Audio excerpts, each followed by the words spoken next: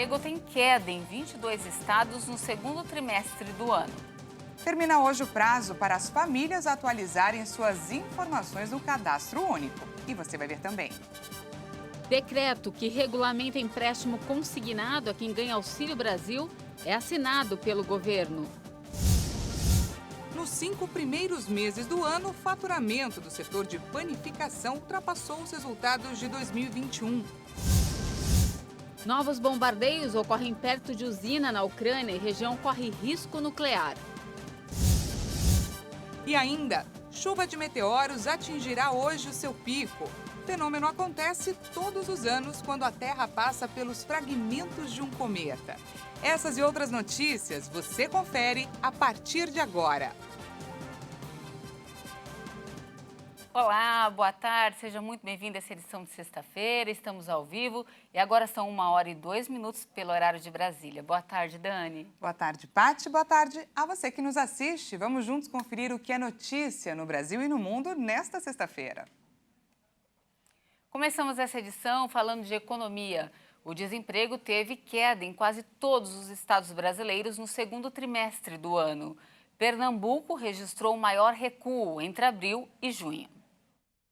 A redução da taxa de desemprego a 9,3% no período de abril, maio e junho, o menor nível desde 2016, foi guiada por 22 estados. De acordo com o IBGE, os demais 5 estados, sendo eles Amapá, Ceará, Rondônia, Mato Grosso e Distrito Federal, registraram estabilidade na movimentação do mercado de trabalho. O estado de Pernambuco registrou o maior recuo da taxa de desemprego na passagem do primeiro para o segundo trimestre, com queda de 3,5 pontos percentuais na taxa de desocupação. Alagoas, Pará, Piauí e Acre também se destacaram, com quedas de cerca de 3 pontos percentuais. As maiores taxas de desocupação ao fim do segundo trimestre foram apuradas na Bahia, em Pernambuco e em Sergipe, e as menores em Santa Catarina, em Mato Grosso e em Mato Grosso do Sul. E de acordo com o IBGE, na comparação anual, todas as 27 unidades federativas tiveram queda significativa na taxa de desocupação. O índice nacional estava em 14,2% há um ano. A pesquisa mostrou também que 73,3% dos empregados do setor privado tiveram a carteira assinada no segundo trimestre de 2022. Os destaques são para os estados de Santa Catarina, São Paulo e Paraná. A gente traz agora um aviso. Termina hoje o prazo para as famílias atualizarem suas informações no Cadastro Único. Segundo o Ministério da Cidadania, a medida evita a suspensão de benefícios a partir de setembro. O CadÚnico é o principal instrumento do governo para a inclusão de famílias de baixa renda em programas federais como o Auxílio Brasil, a tarifa social de energia elétrica, o benefício de prestação continuada, entre outros benefícios. A atualização cadastral de informações é necessária para as famílias que tiverem em situação de averiguação cadastral, ou seja, que tenham alguma discordância entre os dados preenchidos e o cruzamento de informações com outras fontes. Também precisam atualizar o cadastro as famílias que tenham sido convocadas pelo processo de focalização do Auxílio Brasil. Para as famílias que tenham feito a última atualização até o ano de 2017, o prazo vai até outubro para verificar os dados.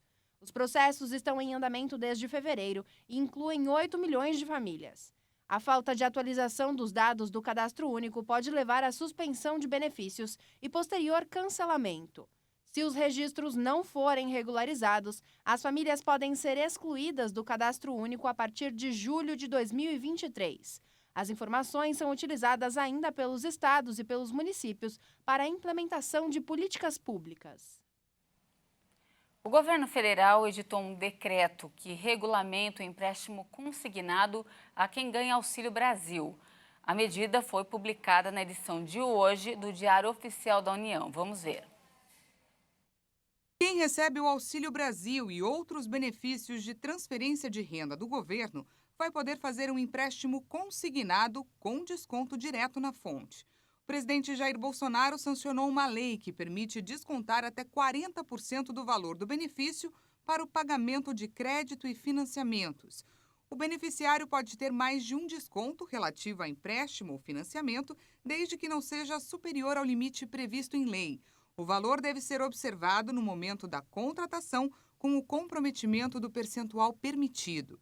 O empréstimo consignado era destinado somente a aposentados e pensionistas do INSS, trabalhadores com carteira assinada e servidores públicos. Mas uma medida provisória do governo autorizou a concessão deste tipo de empréstimo também aos beneficiários de programas sociais. Como as parcelas são descontadas diretamente da folha de pagamentos, os bancos têm garantia de que as prestações vão ser pagas em dia. Com isso, a vantagem é que as financiadoras podem oferecer taxas de juros menores e, em geral, se torna um tipo de crédito mais barato em relação a outros oferecidos no mercado. E olha só, a previsão é que o empréstimo consignado passe a valer até setembro. Os bancos ainda aguardam a regulamentação de condições para atender aos beneficiários do programa. Em 5 meses, o faturamento do setor de panificação ultrapassou os resultados do ano passado. Entre janeiro e maio de 2022, o valor soma quase 110 bilhões de reais. O setor de panificação e confeitaria registrou um faturamento de 109 bilhões 860 milhões de reais de janeiro a maio deste ano. O valor alcançado nos 5 primeiros meses de 2022 já é maior que o acumulado em todo o ano de 2021, que foi de 105 bilhões de reais. Apenas a produção própria representa cerca de 70% do faturamento total. A pesquisa revelou que o número de vendas cresceu em 3,6%, passando de 15,9% em 2021 para 19,5% nos primeiros 5 meses deste ano. Além disso, o fluxo de clientes aumentou 5,25% na média nacional. Os dados são de um levantamento do Instituto de Desenvolvimento das Empresas de Alimentação. O estudo ainda informou que de 2020 para maio de 2022, o preço da farinha de trigo aumentou 56,9%. Apesar disso, o valor do quilo do pão francês não aumentou na mesma medida, ficou em 28,3% e passou a custar cerca de R$ 17. Agora falamos de educação. Termina hoje o prazo para se inscrever no FIES, o programa do Ministério da Educação que concede financiamento para estudantes em cursos de universidades privadas. Podem participar do programa estudantes que fizeram o Enem a partir de 2010 e que tenham obtido nota superior a 450 na prova, além de não ter zerado na redação. Também é necessário cumprir alguns requisitos, como possuir renda familiar de até 3 salários mínimos por pessoa. Para participar, o candidato deve acessar a página do programa na internet até às 11h59 da noite de hoje. O resultado será divulgado no dia 16 de agosto. A Polícia Federal apreendeu objetos de luxo em uma mansão durante a Operação Espelho Branco 2, realizada no Ceará. A ação busca desmontar um esquema de lavagem de dinheiro de crimes envolvendo líderes de uma facção criminosa. Polícia Federal apreendeu talheres de ouro, relógios de marca, eletrônicos, entre outros objetos, em uma mansão durante a Operação Espelho Branco 2, no Ceará. O objetivo da ação é desarticular um esquema de lavagem de dinheiro de crimes envolvendo líderes de uma facção. Ao todo, são cumpridos 9 mandados de busca e apreensão, 6 mandados de prisão temporária e mandados de sequestro de bens e valores expedidos pela Justiça Federal em domicílios investigados em cidades do Ceará, São Paulo e Alagoas. Também foi determinado judicialmente o bloqueio de valores nas contas dos suspeitos, sequestro de imóveis de luxo e veículos em valores superiores a 7 milhões de reais. Segundo a Polícia Federal, o esquema foi identificado durante a apuração de uma teia criminosa, com a atuação dos investigados para ocultar origem ilícita de recursos. Os criminosos faziam transações comerciais com valores expressivos, usavam documentos falsos e faziam reuniões em hotéis e condomínios de luxo, além de ostentar riqueza de forma incompatível com a atividade ilícita. Os investigados podem responder por lavagem de dinheiro, organização criminosa e tráfico de drogas com penas de até 40 anos de prisão. Agora vamos falar do tempo. O fim de semana chegou e todo mundo quer saber como ficam as temperaturas. Algumas cidades registraram ontem a menor temperatura da estação. De acordo com o Instituto Nacional de Meteorologia, os termômetros aqui em São Paulo chegaram a marcar 9 graus de mínima. Já em Brasília, a mínima registrada foi de apenas 10 graus. Apesar dos ventos gelados, que atingem várias áreas do país, as temperaturas devem aumentar um pouquinho aí no final de semana. Agora vamos juntos ao vivo conferir como está o tempo nesse momento aqui na região central. Olha só, o sol aparece entre nuvens, mas a temperatura continua gelada. De volta comigo, vamos conferir a previsão para hoje e também para o fim de semana em algumas cidades.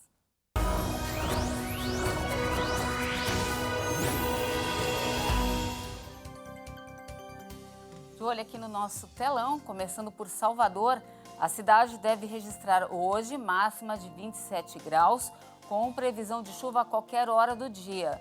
No final de semana tem previsão de mais chuva e a temperatura cai um pouquinho, com máxima de 25 no sábado e 25 no domingo. Em Brasília, o tempo vai ficar firme, com máxima de 28 graus hoje. No final de semana, a temperatura se mantém, com máxima de 29 graus no sábado e 28 graus no domingo. Para finalizar, a gente volta a falar aqui de São Paulo. Hoje a máxima na capital paulista não vai passar dos 18 graus. No final de semana, o tempo volta a ficar um pouquinho mais quente, com máxima prevista de 23 para o sábado e 25 graus no domingo. Veja a seguir, novos bombardeios ocorrem perto de usina na Ucrânia e preocupam autoridades por risco de desastre nuclear. E ainda, chuva de meteoros atingirá hoje o seu pico. O fenômeno acontece todos os anos, quando a Terra passa pelos fragmentos de um cometa. Em instantes, nós voltamos já.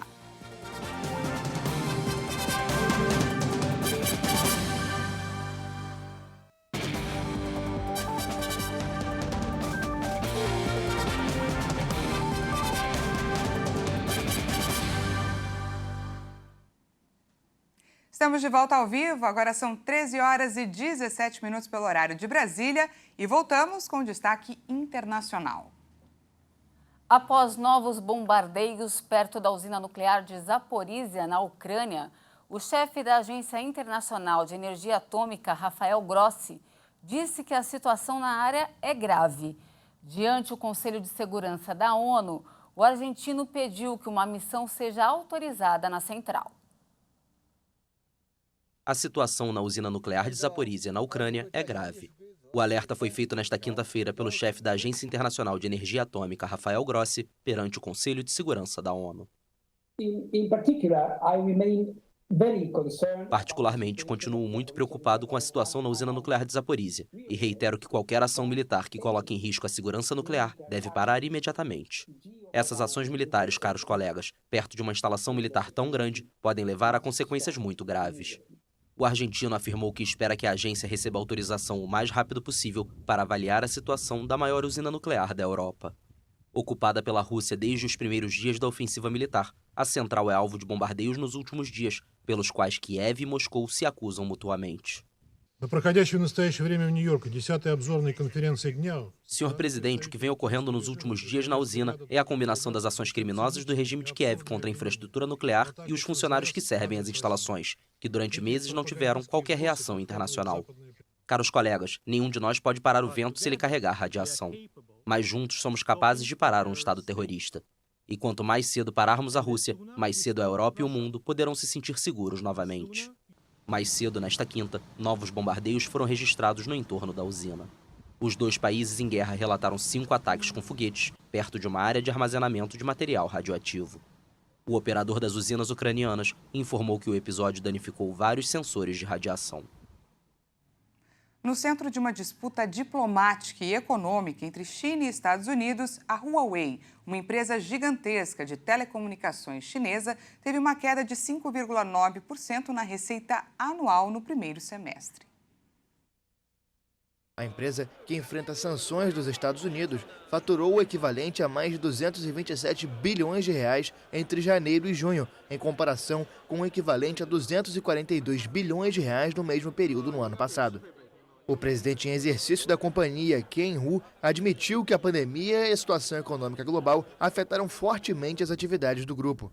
A margem de lucro chegou a 5%, de acordo com o comunicado. Um ano antes, esse coeficiente, que mede a rentabilidade da empresa, era de 9,8%. A Huawei, com sede na cidade de Shenzhen, no sul da China, está no centro de uma intensa rivalidade tecnológica entre China e Estados Unidos. Washington acusa regularmente o grupo de representar um perigo para a segurança nacional devido a supostas ligações com os serviços de inteligência da China, algo que a empresa nega. O Reino Unido decretou estado de seca em partes da Inglaterra, causadas pela grande onda de calor que afeta o país. Cientistas garantem que o fenômeno vai se multiplicar por causa das mudanças climáticas.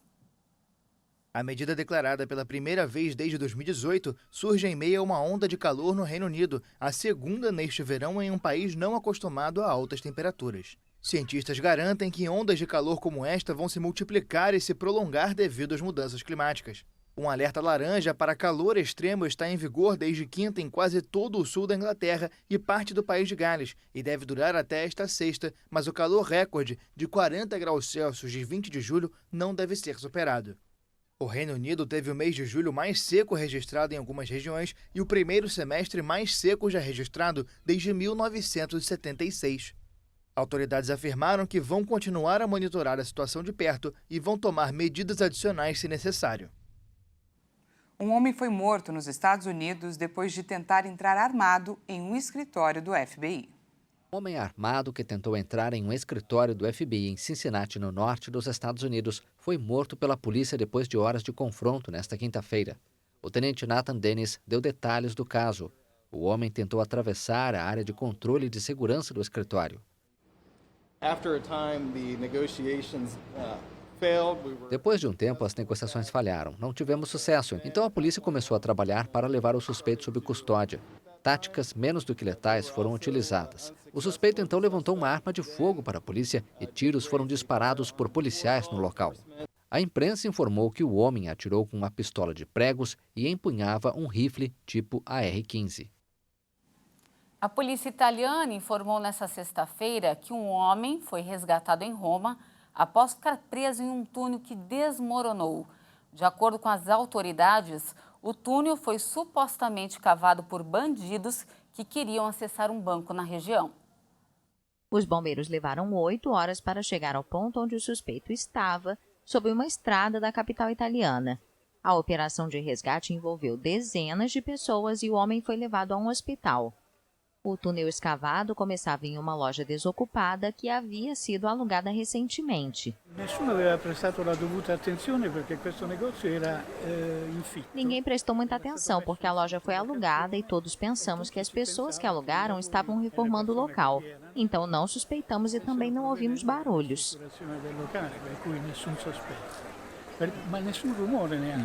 Além disso, a cidade encontra-se quase vazia por conta de um fim de semana prolongado, já que no dia 15 de agosto é feriado. A imprensa italiana destacou que a construção subterrânea onde o homem foi localizado fica próxima de um banco. A polícia afirmou ter detido 4 pessoas suspeitas de terem ligação com o caso.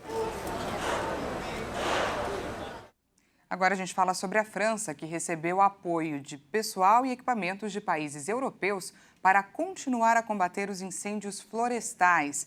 Vários focos permanecem ativos em diversas áreas do país. Apoiados por reforços europeus, bombeiros franceses continuam com o combate aos incêndios florestais em diferentes pontos do país nesta sexta-feira, revividos por uma nova onda de calor. Os quase 1.100 bombeiros mobilizados na quinta-feira receberam a ajuda de 361 soldados de países europeus, como Alemanha, Polônia, Áustria e Romênia, além de vários aviões-tanque da União Europeia. Vários focos de incêndio permanecem ativos. Em Gironde, no sudoeste do país, as chamas queimaram 7.400 hectares desde terça-feira e 10.000 pessoas foram evacuadas. Medições de satélites apontam que mais de 50.000 hectares foram queimados na França neste ano, números que multiplicam a média anual dos 15 anos anteriores. As temperaturas nesta sexta devem chegar aos 40 graus Celsius, limite que só foi superado 2 vezes na França, ambas há mais de 40 anos. O país também foi afetado neste verão por uma seca histórica que obrigou a restrição do uso da água. Em julho, a precipitação foi 84% menor do que o normal durante o período entre 1991 e 2020. Pelo menos 3 pessoas foram encontradas mortas no porão em que moravam após enchentes que atingiram Seul, capital da Coreia do Sul. O governo local planeja implementar medidas para impedir a moradia em porões. Morar em porões não é algo incomum no país, como retratou o filme vencedor do Oscar de 2020, Parasita, em que uma família passava pela mesma situação. De acordo com dados oficiais, cerca de 200 mil famílias vivem neste tipo de moradia, o que representa 5% do parque habitacional de Seul. Mas as autoridades sul-coreanas anunciaram medidas para reprimir as moradias nestes espaços e vão deixar de emitir licenças para a construção desses pequenos porões, baratos para alugar, mas facilmente inundados em caso de chuvas torrenciais. O passo seguinte é promover o desuso progressivo dos porões e semiporões existentes. Foram registradas 11 mortes na Coreia do Sul nesta semana em decorrência das fortes chuvas, 4 delas de moradores dessas habitações que se afogaram. Ainda em destaque internacional, o mergulhador francês quebrou o recorde mundial de mergulho mais profundo em águas das Bahamas. O atleta de 26 anos participava de uma competição que acontecia na ilha, junto com outros 41 participantes. O francês conseguiu chegar a mais de 120 metros de profundidade em um mergulho que levou pouco mais de 3 minutos para ser concluído. Essa foi a 7ª vez que o mergulhador quebra um recorde praticando o esporte. E esse foi o seu 2º recorde batido em menos de 2 semanas. E olha só, começa hoje a 6ª edição do Taste de São Paulo Festival. É um dos maiores festivais internacionais de gastronomia. Pois é, em 2 finais de semana, o evento reúne mais de 100 diferentes pratos e acontece em 13 cidades pelo mundo. Os apaixonados pela culinária e pela cultura gastronômica têm um encontro com chefes renomados dos principais restaurantes paulistanos, que oferecem uma centena de receitas para experimentar entre entradas, pratos principais e sobremesas. A programação é diferente a cada fim de semana e quem for ao Taste São Paulo Festival vai poder provar as criações gastronômicas e ter aulas com chefes para aprender como aproveitar totalmente diversos ingredientes. Além disso, o participante vai colaborar com o projeto A Ponto Mar, que busca ajudar os pescadores do Bonete, na Ilha Bela, no litoral norte de São Paulo. O Festival Internacional de Experiências deste ano também conta com novidades para quem tirou a carne e outros derivados animais do cardápio, com chefes de restaurantes veganos. Estamos chegando ao fim dessa edição, mas antes uma dica para quem gosta de observar o céu. Além da superlua, que estará visível até sábado, está previsto para hoje mais uma chuva de meteoros. O fenômeno deve atingir seu pico ainda hoje. Ele acontece todos os anos, quando a Terra passa pelos fragmentos de um cometa. De acordo com especialistas, será possível ver os meteoros a olho nu, por volta das 2h30 da madrugada. Mais uma noite para ficar acordado até mais tarde, hein? Não vai ser fácil. E essa edição fica por aqui. Muito obrigada pela sua companhia. Uma ótima tarde para você e até mais. Não se esqueça, daqui a pouco o Kleber Werneck chega com mais informações. É 1h50 daqui a pouquinho. Uma ótima tarde para você e até mais.